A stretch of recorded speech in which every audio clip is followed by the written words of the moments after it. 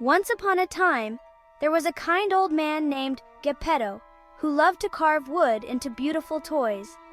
One day, Geppetto started carving a special piece of wood and named it Pinocchio. As the moon shone brightly outside, something magical happened. "Wow!" exclaimed Pinocchio, amazed to be alive. "Hello," said Pinocchio, looking at the blue fairy. "I am the blue fairy," she said. "I have brought you to life, Pinocchio. If you want to become a real boy, you must prove that you are brave, truthful, and unselfish." "A real boy?" he asked. "Oh, I want to be a real boy more than anything." "Your wish can come true, Pinocchio," she said, "but you must learn to make good choices. Always remember to be kind, honest, and brave." Before Pinocchio could ask any more questions, the blue fairy vanished. "Papa Geppetto!" he called out. Geppetto woke up with a start. "My goodness!" he exclaimed. "You're alive!" Geppetto was overjoyed and crafted clothes for Pinocchio. Pinocchio twirled around, showing off his new outfit. Now it's time for breakfast. The next day, Geppetto decided to send Pinocchio to school. "Remember, Pinocchio," he said, "be good, listen to your teachers, and learn lots of new things." Pinocchio skipped out the door and down the street. He saw a beautiful butterfly fluttering by and chased after it, laughing. The butterfly led Pinocchio to a place he had never seen before. Toyland! Toyland was a magical place filled with toys of all shapes and sizes. Pinocchio played all day in Toyland, forgetting all about school and Geppetto.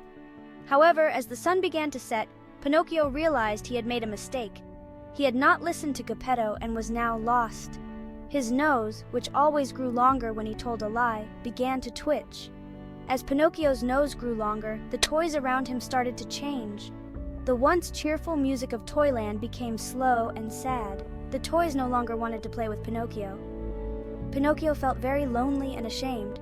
Just when Pinocchio felt his saddest, he saw a familiar warm light. It was the blue fairy.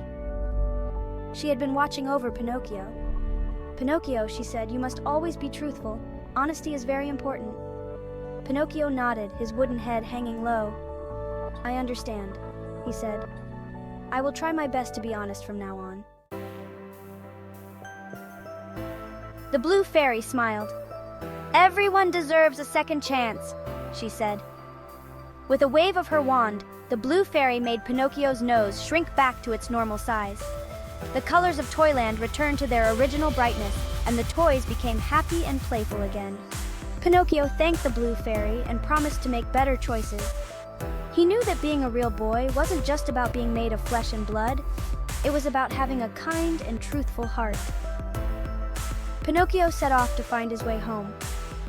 He knew he had to apologize to Geppetto for not listening to him. When Geppetto saw Pinocchio, he was so relieved. He hugged him tightly and told him how worried he had been. Pinocchio hugged Geppetto back. "I'm so sorry, Papa Geppetto," he said. "I didn't listen to you. I went to Toyland instead of school." Geppetto stroked Pinocchio's head. "It's all right, my boy," he said. "What matters is that you're home safe." From that day on, Pinocchio always tried his best to be brave, truthful, and unselfish. He went to school every day, and he always listened to Geppetto. He made new friends and helped those in need. One starry night, the blue fairy visited Pinocchio again.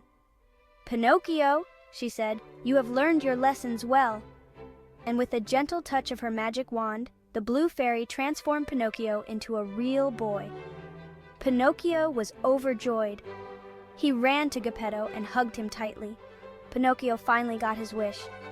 He was a real boy, and he had learned that being good and honest was the most important thing of all. Pinocchio and Geppetto lived happily ever after, filled with love, laughter, and the joy of knowing that even a wooden puppet could become a real boy with a little bit of magic and a whole lot of heart.